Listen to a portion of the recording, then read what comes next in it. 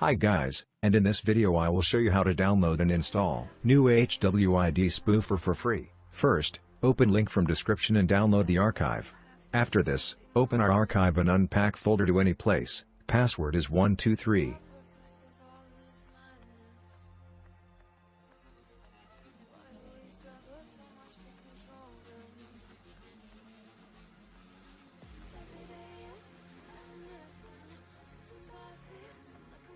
Now, open installer and follow the instructions in video.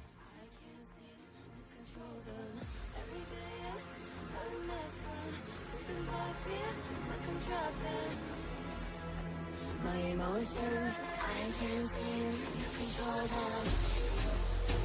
My emotions, my emotions, my emotions, my emotions.